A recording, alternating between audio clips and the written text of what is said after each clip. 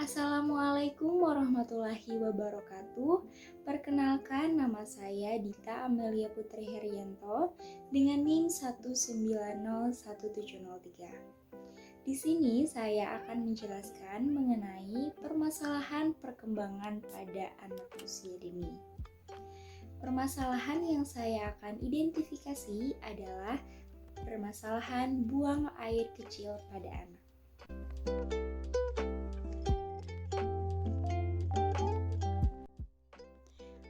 Buang air kecil adalah salah satu fungsi tubuh penting yang melibatkan pembuangan produk limbah dari tubuh dalam bentuk air seni.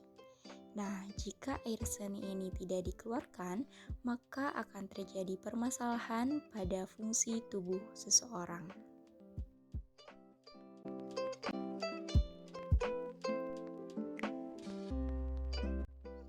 Identifikasi kasus adalah langkah awal untuk menemukan anak yang diduga memerlukan layanan bimbingan dan juga konseling.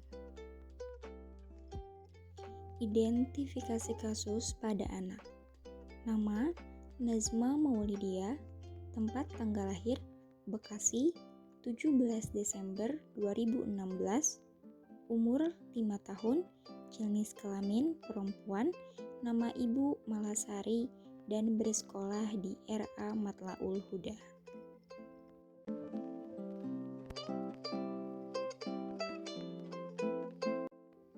Identifikasi masalah adalah upaya untuk memahami jenis permasalahan apa yang sedang dihadapi oleh anak dan apa yang melatar belakangi hal tersebut bisa terjadi. Identifikasi masalah pada anak. Masalah yang dihadapi anak adalah anak sering menahan diri saat ingin buang air kecil pada siang hari, dengan tidak memberitahukannya pada orang dewasa yang ada di sekitarnya. Padahal, dulu anak ini jika ingin buang air kecil, pasti selalu berbicara dan juga bergegas menuju kamar mandi. Tapi sekarang, anak lebih memilih untuk menahan buang air kecil.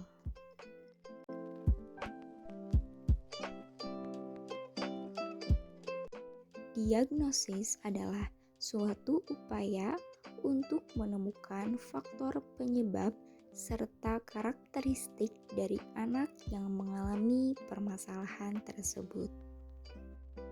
Diagnosis pada anak. Karakteristik. Yang pertama, anak cenderung gelisah ketika ingin buang air kecil. Yang kedua, anak terus memegang area alat kelaminnya untuk menahan buang air kecil.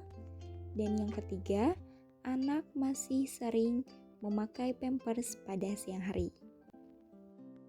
Faktor penyebabnya, yang pertama, karena terlalu asik bermain, anak lupa untuk buang air kecil, sehingga anak lebih memilih untuk menahannya.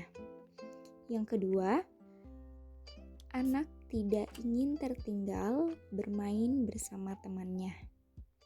Dan yang terakhir, anak malas untuk pergi ke kamar mandi.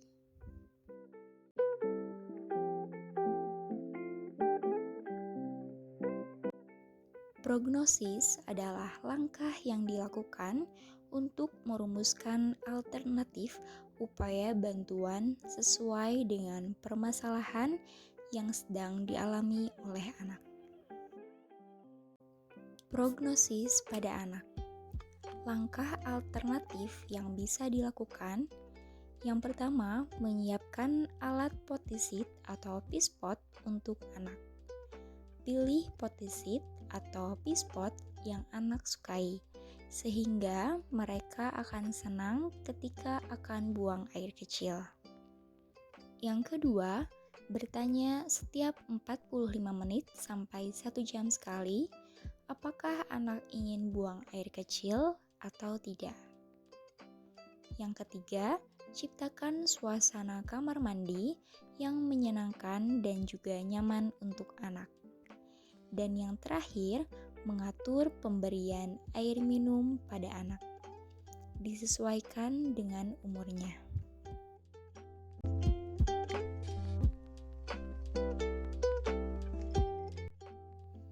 Treatment adalah upaya untuk melaksanakan perbaikan atau penyembuhan atas masalah yang dihadapi oleh anak.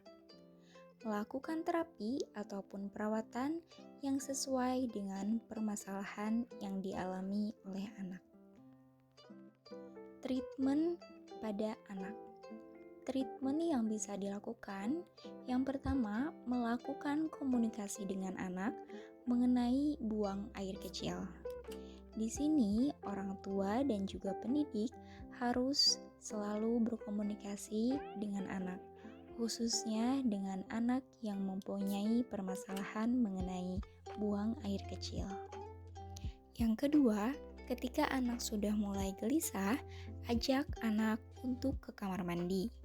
Yang ketiga, ketika anak sudah mulai memegang area alat kelaminnya, ajak anak untuk ke kamar mandi. Di sini, pendidik dan juga orang tua harus mempunyai kepekaan terhadap anak yang memiliki permasalahan mengenai buang air kecil. Dan yang terakhir, berikan perhatian yang lebih kepada anak. Di sini, pendidik dan juga orang tua harus lebih memerhatikan anak yang memang mengalami permasalahan. Karena dengan begitu, anak akan merasa nyaman dengan kita dan juga berusaha untuk berkomunikasi apapun yang sedang ia rasakan. Jadi, pendidik dan juga orang tua harus memperhatikan anak tersebut.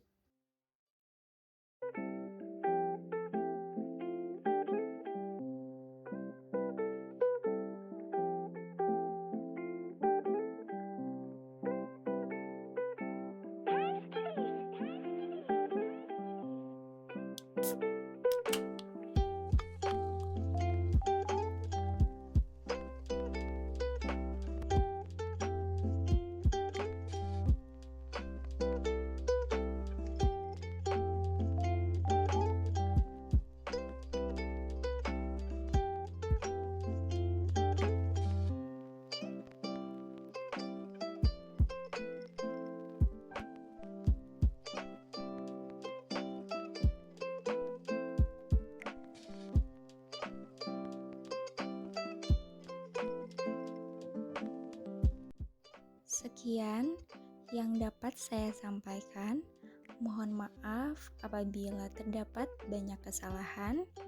Terima kasih atas perhatiannya. Wassalamualaikum warahmatullahi wabarakatuh.